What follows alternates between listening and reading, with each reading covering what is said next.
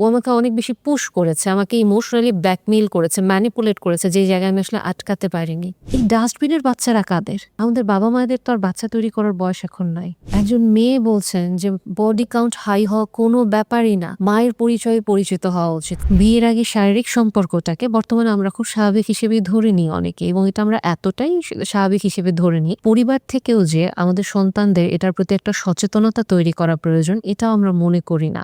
এবং অনেক ক্ষেত্রে পরিবারের সদস্যরা এটার নিয়ে সচেতনতা তৈরি করতে চাইলেও সোশ্যাল মিডিয়া বা ফ্রেন্ড সার্কেলে এটাকে এত স্বাভাবিকভাবে ধরা হয় যে আমাদের কিশোর কিশোরীরাও বর্তমানে এটা খুব বাজেভাবে সাফার করছে।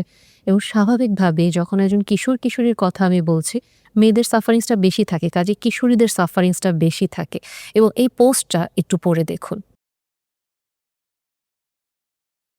এই পোস্টটাতে কয়েকটা ঘটনা উল্লেখ করা আছে, এবং আমি ঘটনাগুলো আমি যদি বলি, যে প্রথম যে পোস্টটা এখানে বলেছেন যে একজন মেয়ে তার বাবার কাছ থেকে ৫০০ টাকা নিয়েছেন যে তার ফ্রেন্ডের বাসায় থাকবেন বা বার্থডে পার্টি সেলিব্রেট করবেন, কিন্তু পরবর্তীতে পুলিশ তার বাবাকে ফোন দিয়ে বলেছেন যে তার মেয়ে ধর্ষণের শিকার হয়েছে, কারণ এটা আগে থেকেই মেয়ের প্ল্যান ছিল যে ছেলে বন্ধুদের সাথে বেড়াতে যাবে। সো এই ঘটনাগুলো না অহরহ হয়, এবং কতটুকু আমাদের সামনে চলে আসে আমরা হয়তো অনেক সময় জানিও না। এবং অনেক ক্ষেত্রেই দেখুন, এর পরবর্তী যে ঘটনাগুলো আস্তে আস্তে করে এই পোস্টটাতে উল্লেখ করেছে, এবং এগুলো না আমাদের সমাজের খুবই একটা কমন চিত্র, এবং এটা গাইনোকোলজিস্ট ডক্টররা এটা অনেক বেশি ফেস করে থাকেন, কারণ দেখা যায় যে ওনাদের কাছে আলটিমেটলি পোস্ট কয়টাল ব্লিডিং বা প্রেগন্যান্সি বা অ্যাবর্শনের জন্য মেয়েদেরকে আসতে হচ্ছে। এবং কিছু সময় আমরা একটা পোস্টও দেখেছিলাম, যে দেখুন ফটোকার্ডটা, যে একজন ডক্টর এখানে বলছেন যে উনি সেই সব নবজাতকদের বাবা যাদেরকে কিনা ডাস্টবিনে ছুঁড়ে ফেলা হচ্ছে। এই যে সাময়িক উত্তেজনার বশবর্তীতে কিশোর কিশোরীরা একটা সম্পর্কে লিপ্ত হচ্ছে, এবং এখান থেকে তারা বিভিন্ন রকমভাবে কনসিকোয়েন্সের শিকার হচ্ছেন। এবং এই ব্যাপারে অনেক সময় পরিবারের সদস্যরা খুব অ্যাক্টিভলি ট্রাই করেন তাদের বাচ্চাদেরকে বাঁচানোর জন্য, আবার অনেক সময় পরিবারের সদস্যদের খুব ভালো একটা ইনফ্লুয়েন্স থাকে। আপনি যদি অবিবাহিত হয়ে থাকেন, বিয়ের জন্য পাত্র বা পাত্রী খুঁজে থাকেন, তাহলে পালকি ম্যারেজ মিডিয়া প্ল্যাটফর্মটি আপনার জন্য অবশ্যই সবচেয়ে বিশ্বস্ত এবং নির্ভরযোগ্য একটি প্রতিষ্ঠান। তাহলে দেরি না করে আজই রেজিস্ট্রেশন করুন আমাদের ওয়েবসাইটে, অথবা যোগাযোগ করুন সরাসরি আমাদের হোয়াটসঅ্যাপ নাম্বারে। এই দ্বিতীয় গল্পটাতে যেটা ছিল, যে একজন মা তার মেয়েকে কিভাবে আসলে প্রোটেক্ট করছেন। ডেফিনিটলি আমি এখানে জাজমেন্ট হতে বলছি না, ডেফিনিটলি আমি বলছি না যে মেয়েটাকে ওখানে ট্রিটমেন্ট দেওয়া হবে না, কিন্তু প্রবলেমটা এখানেই যে যখন আসলে আপনার মেয়ের কোনো শারীরিক সমস্যা হচ্ছে, আপনার ডক্টর আপনাকে বলছে আলট্রাসাউন্ড করতে, কিন্তু আপনি এটা করতে চাইছেন না, কারণ আপনিও জানেন যে এখানে কিছু একটা আছে। এবং যদি আপনি ওকে থাকেন যে আপনার মেয়ে পূর্ণবয়স্ক হওয়ার আগেই আসলে এরকম একটা সম্পর্কে জড়িয়ে যাচ্ছে, এবং সেখান থেকে তার শরীরে একটা কনসিকোয়েন্সেস আসছে, আমি জাস্ট একটু বলতে চাই যে আমরা তাহলে বাল্যবিবাহের বিপক্ষে এত কথা কেন বলি? আমি অবশ্যই বাল্যবিবাহের বিপক্ষে, খুব স্ট্রংলি আমি এটার বিপক্ষে। এবং একজন ডক্টর হিসেবে আমি জানি যে একটা কিশোরীর শরীরে এটা কি পরিমাণ চাপ তৈরি করতে পারে, এবং একজন মেয়ে কিশোরী মাকে আমরা কতটা সাফার করতে দেখি অ্যাজ এ ডক্টর, ওই জার্নিটা আমাদের নিজেদের চোখের সামনে দেখা। সো যখন আমরা বাল্যবিবাহটা আটকাচ্ছি যে না, একটা মেয়ের জন্য এই সিচুয়েশনগুলো আনবিয়ারেবল হয়ে যাচ্ছে, ঠিক ওই প্রবলেমটাই আজকাল বিয়ে না করে আমাদের কিশোরীরা এটাতে সাফার করছেন। এবং আরও যে জিনিসটা আমি কিশোরীদের জন্য এটা আমি বলতে চাই, যে একটা জিনিস আপনি খেয়াল করে দেখেন ডিয়ার, যে আপনি যখন একটা সম্পর্কে জড়িত হচ্ছেন, এবং এই পোস্টেই দেয়া হচ্ছে যে তার পোস্ট কয়টাল ব্লিডিং হচ্ছে, এবং মেয়েটাকে ৫,০০০ টাকা দিয়ে দিয়েছে তার সো কল্ড বয়ফ্রেন্ড, যে তুমি ট্রিটমেন্ট করে আসো, আমি তোমাকেই বিয়ে করব। আপনারা ছেলেদের এই কথা বিশ্বাস করেন যে ওই ভদ্রলোক আবার আপনাকেই বিয়ে করবে, বা ওই ছেলে আবার আপনাকেই বিয়ে করবে? মানে যিনি কিনা অ্যাকচুয়ালি জাস্ট টাকা হাতে আপনাকে আরেক ফ্রেন্ডের কাছে দিয়ে পাঠায় দিচ্ছে, সেই দায়িত্বটা পর্যন্ত নিতে চাচ্ছে না, যেখানে আপনি সাফার করছেন, আপনি হসপিটালে এসে ভর্তি হচ্ছেন, তার আপনার পাশে থাকার মতো ওই সাহসটুকুও নাই। আপনি অ্যাকচুয়ালি কার জন্য এই ফিজিক্যাল পেইন সহ্য করছেন? আপনি কার জন্য নিজেকে জাস্ট মাংসপিণ্ড হিসেবে উপস্থাপন করছেন? আপনি লিটারালি একটা মাংসপিণ্ড ছাড়া আর কিচ্ছু না তার কাছে।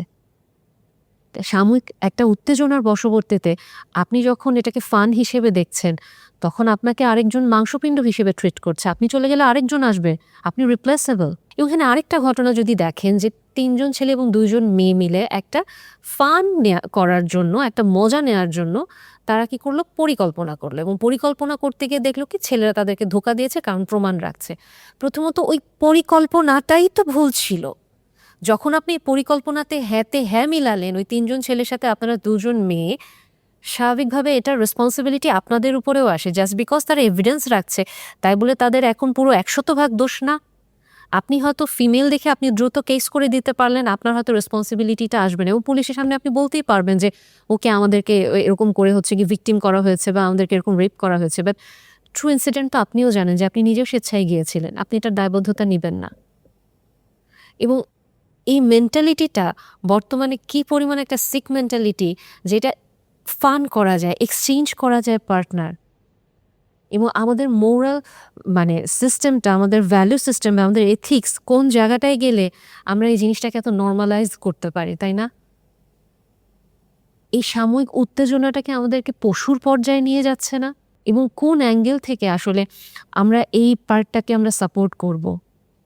যখন ডেফিনেটলি একটা মেয়ে এটার জন্য হেল্প সিক করতে আসেন, আমি তাকে জাজ করতে বলি না, আমি তাকে সর্বাত্মক সহযোগিতার পক্ষেই। তার যে ট্রমাগুলো হয় আমার সেটা নিয়ে কনসার্ন, কারণ পোস্টকয়টাল ব্লিডিং ইজি জিনিস না, ওই পেইন ইজি জিনিস না। একটা মেয়ে যখন এরকম একটা ফ্রেন্ডের সাথে সময় কাটাতে যাচ্ছে, যখন সে ফ্রেন্ডের দ্বারা বিট্রেড হয়ে রেপ হয়ে যাচ্ছে, ওটাও মেয়েটার জন্য একটা ট্রমা। এবং প্রতিটা ইনসিডেন্টই বেশিরভাগ সময় মেয়েরা সাফারার হয় এবং আমরা এটা জেনেও আমরা নিজেদেরকে ওই সাময়িক উত্তেজনার সময়টাতে থেকে নিজেদেরকে বাঁচাতে পারি না। এবং অনেক সময় আমাদের কিশোরীরা এটাই বলে যে ও আমাকে অনেক বেশি পুশ করেছে, আমাকে ইমোশনালি ব্ল্যাকমেইল করেছে, ম্যানিপুলেট করেছে, যে জায়গায় আমি আসলে আটকাতে পারিনি। ডিভোর্সের পরে অথবা আপনার জীবনসঙ্গীর মৃত্যুর পরে আপনি যদি দ্বিতীয় বিয়ের সিদ্ধান্ত নিচ্ছেন বা অতীতের কষ্টকর অভিজ্ঞতার কারণে আপনার যদি বিয়ে সম্পর্কে দোটানা থাকে বা মানুষটিকে বিশ্বাস করতে পারবেন কিনা এটা নিয়েও ভয় কাজ করে থাকে, অথবা হয়তো আপনার অনেক বয়স হয়ে গিয়েছে, আপনার মনে হচ্ছে যে এই সময় আপনি বিয়ে করতে চাইছেন কিন্তু দোটানায় আছেন যে আসলে ভালো বা উপযুক্ত জীবনসঙ্গী পাবেন কিনা, তাহলে পালকি ম্যারেজ মিডিয়া প্ল্যাটফর্মটি আপনার জন্য সবচেয়ে বিশ্বস্ত এবং নির্ভরযোগ্য একটি প্রতিষ্ঠান। আপনি আজই যোগাযোগ করুন আমাদের হোয়াটসঅ্যাপ নাম্বারে সরাসরি অথবা রেজিস্ট্রেশন করুন আমাদের ওয়েবসাইটে। এবং একটা জিনিস আপনি লক্ষ্য করে দেখেন যে আপনি যখন চিন্তা করছেন যে একজন আপনাকে একটা নোংরা প্রস্তাব দিচ্ছে, আপনি এটাতে রাজি না, আপনাকে ইমোশনালি ব্ল্যাকমেইল করতে হচ্ছে তাকে এবং কখনো আপনাকে জোর করেই করতে হচ্ছে, তার মানে ওই মানুষটা কি আসলে আপনার জন্য সেফ? যেখানে সে আপনার এই ওপিনিয়ন আপনি যেখানে না করছেন সেটা সে নিতে চাইছে না, আবার কিছু ক্ষেত্রে আপনি হয়তো স্বেচ্ছায় যেতে চাইছেন।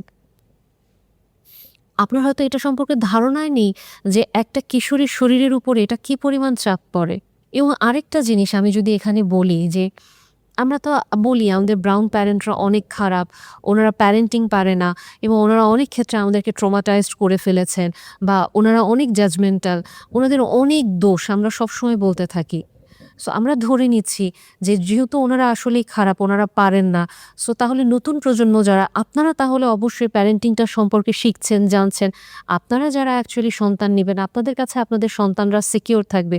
তাহলে ডাস্টবিনে এই বাচ্চাগুলো কাদের? আদিম যুগের বাবা মায়েরা না হয় মারধর করতো, তারা অবশ্যই এটা ভুল করেছে, তাদের প্যারেন্টিংয়ে অসংখ্য ভুল, অসংখ্য দোষ, যেটা নিয়ে আমি অলওয়েজ ভোকাল থাকি। হ্যাঁ, টক্সিক প্যারেন্ট আছে, টক্সিক প্যারেন্টিংয়ের শিকার অবশ্যই বাচ্চারা হয়, যেখান থেকে তারা খুব বাজেভাবে লাইফে ট্রমাটাইজড হয়ে যায়। বাট এই ডাস্টবিনের বাচ্চারা কাদের?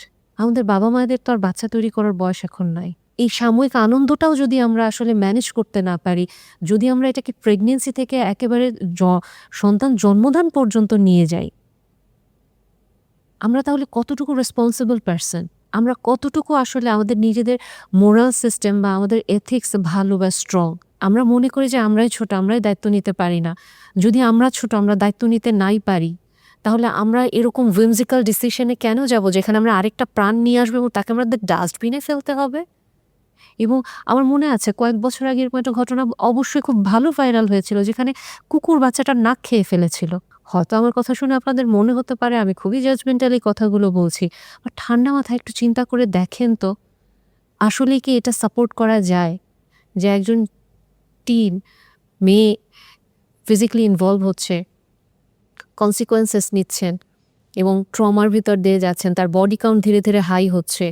এবং ইনফ্যাক্ট এটা খেয়াল করে দেখেন এই ফটোকার্ডটা, একজন মেয়ে বলছেন যে বডি কাউন্ট হাই হওয়া কোনো ব্যাপারই না, মায়ের পরিচয়ে পরিচিত হওয়া উচিত, কারণ মাল্টিপল পার্টনার থাকতেই পারে। এখন জনে জনে গিয়ে আমি ডিএনএ টেস্ট করবো নাকি যে কার বাচ্চা? সো তার নিড থাকতেই পারে, সেটা ফুলফিল করতেই পারে, বডি কাউন্ট হাই হইতেই পারে, এর মধ্যে বাচ্চা চলে আসতেই পারে, বাচ্চা জন্মদান করা খুবই ক্যাজুয়াল, বাচ্চার দায়িত্ব কে নেবে তাইলে? উনি তো এখনও স্টুডেন্ট, আমি ধরে নিচ্ছি, কারণ যেহেতু কলেজ গোয়িং, সো স্টুডেন্ট, তাই না? ওনারও এবিলিটি নেই বাচ্চা লালন পালন করার। সো উনি যখন এভাবে চিন্তা করতে পারেন, জিনিসটা কি প্রবলেমেটিক না? আমাদের মেয়েরাই কথাগুলো বলছে, টিনেজার মেয়েরা, এবং এটার কনসিকোয়েন্সেস আসলে কি হতে পারে এটা সম্পর্কে আমরা তাদেরকে ধারণা না দিয়ে আমরা অনেক সময় বাহবা দিই। আসলে একটা মেয়ের বয়স কি সবসময় 15 থাকবে, 20 থাকবে? সে কি কখনো 40-এ যাবে না, কখনো 50-এ যাবে না? ওই সময়টা সে যখন তার জীবনে পিছনে ফিরে তাকাবে তখন কি তার কোনো রিগ্রেট হবে না? যখন সে আসলে এত মানে ইজিলি 15 বছর বয়সে, 14 বছর বয়সে অ্যাবর্শন করছে, যখন সে এত ইজিলি তার এই ছোট্ট শরীরের উপরে এই ট্রমাগুলো নিচ্ছে, 40 বা 50 বছর বয়সে গিয়ে সে যখন পেছনে ফিরে তাকাবে, এই ট্রমাগুলো, এই পেইনগুলো তার বডিতে থাকবে না? এটা তাকে কষ্ট দিবে না? এই জিনিসগুলো আসলে যারা ফেস করে গিয়েছেন তারা কখনো বলবেন না, কারণ তারা রিগ্রেট করে, এবং কখনো তারা এটা সম্পর্কে ভোকালও না যে আমি এই ভুলগুলো করেছি, কারণ তাদের ভিতরে একটা অনুতপ্ত বোধ থাকে, একটা লজ্জা থাকে। এবং আমরা আমাদের সোসাইটিতে টিনদেরকে বরং এটা তারা উৎসাহ দিই, আমরা আরও নন জাজমেন্টাল হতে বলি। আমি আবারও বলছি, অবশ্যই যখন আমাদের কাছে কেউ হেল্প সিক করতে আসছেন গাইনোকোলজিস্টদের কাছে বা সাইকিয়াট্রিস্ট বা সাইকোলজিস্টদের কাছে, আমরা জাজমেন্টাল হব না, আমরা তাকে আমাদের সর্বোচ্চটা দিয়ে সাহায্য করব। আমরা প্রত্যেকটা সায়েন্টিফিক এভিডেন্স তার সামনে দেখাবো যে একটা কিশোরী মা বা একটা কিশোরীর শরীরের উপর এটার ধকলটা কী পরিমাণ যায়, যে কারণে বাল্যবিবাহটাকে আমরা নিষিদ্ধ করার জন্য সব সময় একমত এবং একজোট। এবং সেই জায়গায় যখন তারা স্বেচ্ছায় এই সম্পর্কগুলোতে যাচ্ছে এবং নিজেদের জন্য লাইফে কিছু পারভার্সন ডেকে নিয়ে আসছে, এবং ভবিষ্যতে গিয়ে তার ভেতরে যে গিল্ট ট্রিপিংটা আসবে, যে একটা শেইমের ভিতর দিয়ে সে যাবে, হঠাৎ করে তার যদি কখনো রিগ্রেট স্টার্ট হয়ে যায়, সে কি ডিপ্রেশনের বোঝাটা নিতে পারবে? এখানে আমি কেন ছেলেদেরকে হাইলাইট করছি না? কিছু ক্ষেত্রে অ্যাকচুয়ালি ছেলেরা এই দায়িত্ব নিতেই চাবে না। টিনেজার একটা ছেলে সেই দায়িত্ব নিতেও চাবে না। সে মজা করছে, ফান করছে, মজা শেষ, ফান শেষ, সে চলে যাবে। আর বড়জোর তার কাছে ভিডিও থাকলে সে সেটা কী করবে? বিভিন্ন প্ল্যাটফর্মে এটা সে লিক করবে। ডিসকর্ডে দিবে, টেলিগ্রামে দিবে, বিভিন্ন জায়গায় সে সুন্দর করে লিক করে দিবে, এবং এটা অনেক ছেলেরাই এই কাজগুলো করে। এবং দুষ্ট ছেলেদেরই এটা একটা টার্গেট থাকে যে তাদের গার্লফ্রেন্ডদেরকে তারা এরকম করে পটায় তাদের সাথে এই এভিডেন্সগুলো তারা কালেক্ট করবে। বাট স্টিল আমাদের টিনেজাররা, আমাদের মেয়েরা, আমরা বিশ্বাস করি যে আমার বয়ফ্রেন্ড আমাকে বিয়ে করবে, আমার বয়ফ্রেন্ড আমার প্রাইভেসি মেনটেন করবে, বা আমার ফ্রেন্ড মজার জন্যই এটা করছে, তারা আমাদেরকে প্রোটেক্ট করবে। কিছু জায়গায় আসলেই আমাদের মেয়েদের যে রিহ্যাবিলিটেশন সেন্টার হওয়ার যে একটা টেন্ডেন্সি, এই জায়গাটা থেকে আমাদের মেয়েদের বের হয়ে আসা উচিত। অনেক সময় আমরা জাস্ট রেড ফ্ল্যাগগুলো দেখেও দেখতে চাই না, এবং কিছু সময় হয়তো আমরা ভুল করে ফেলি। আজকে এই টপিকটা নিয়ে কথা বলার উদ্দেশ্য একটাই, যে অ্যাটলিস্ট আমরা আমাদের কিশোর কিশোরীদেরকে এটা নিয়ে আমরা সতর্ক করি যে একটা কিশোরী মেয়ের শরীর আসলে কতটা নাজুক, সে আসলে কি সম্পর্কটার জন্য প্রস্তুত কিনা, সায়েন্স কি বলে, মেডিকেল সায়েন্স কি বলে, মোরাল গ্রাউন্ড বাদ দেন, এথিক্স বাদ দেন, সব বাদ দেন, সায়েন্স কি বলে, মেডিকেল সায়েন্স কি বলছে। যদি আপনার কাছে মনে হয় যে না, এদের জন্য খুবই সেফ, মেডিকেল সায়েন্সে বলছে এটা কোনো প্রবলেম না, তারা সেফলি ইন্টিমেট হতে পারবে, দেন আসলে আমাদের আবার রিথিঙ্ক করতে হবে যে আমরা আসলে কোন দিকে যাচ্ছি বা কোনটাকে আমরা প্রচার করার চেষ্টা করছি। আর শেষে একটা কথা বলতে চাইব, যে যেই বয়সটাতে আসলে নিজেকে গড়ে তোলার বয়স, গড়ার বয়স, আপনি পড়াশোনা করবেন বা আপনি এক্সট্রা কারিকুলার অ্যাক্টিভিটি করবেন, নিজের স্কিল ডেভেলপ করবেন, নিজের একটা আইডেন্টিটি ক্রিয়েট করবেন, ওই বয়সে আপনি জাস্ট রিলেশনশিপে ইনভলভ হয়ে আপনি জাস্ট আপনার লাইফে নতুন করে ট্রমা অ্যাড করছেন। একজন দুষ্ট মানুষের ইনফ্লুয়েন্সে আপনি কাঁদছেন, আপনি হয়তো অনেক সময় আত্মহত্যার চিন্তা করে ফেলছেন, বা এরকম ইন্টিমেসিতে গিয়ে আপনার শরীরের উপরে আপনি একটা নাজুক পরিস্থিতি তৈরি করে ফেলছেন। এটা কি মেক সেন্স করে? এটা কি নারী স্বাধীনতা বলে? আসলেই কি এটা নারী স্বাধীনতা? নাকি নারী স্বাধীনতা ওটা যে আপনি আপনার নিজেকে সুন্দরভাবে সুপ্রতিষ্ঠিত করতে পারবেন, এবং আপনার পায়ের নিচের মাটি শক্ত হওয়ার পর আপনি আপনার নিজের মতো করে সিদ্ধান্ত নিতে পারবেন, আপনার নিজের জীবনটাকে আপনি উপভোগ করতে পারবেন। এই উপভোগ করাটা কি শুধুমাত্র ফিজিক্যাল ইন্টিমেসির স্বাধীনতা, বডি কাউন্ট হাই করার স্বাধীনতা? আপনার মানসিক মুক্তি কি আসছে? আপনার জগৎটা পড়াশোনার মাধ্যমে কি আপনি আপনার মুক্ত যে জ্ঞান চর্চা ওটা আপনি করতে পারছেন? নাকি আমাদের কোথাও ভুল হচ্ছে যে আমরা আমাদের কিশোরীদের সামনে নারীর স্বাধীনতার যে পূর্ণাঙ্গ সংজ্ঞাটা ওটা নিয়ে আসতে পারছি না। কোনো রোল মডেল আমরা আসলে প্রতিষ্ঠিত করতে পারছি না। বরং আমরা নন জাজমেন্টাল হতে গিয়ে, সবকিছুতে খুব ফ্লেক্সিবল হতে গিয়ে ওদেরকে আমরা ঝুঁকির মুখে ঠেলে দিচ্ছি।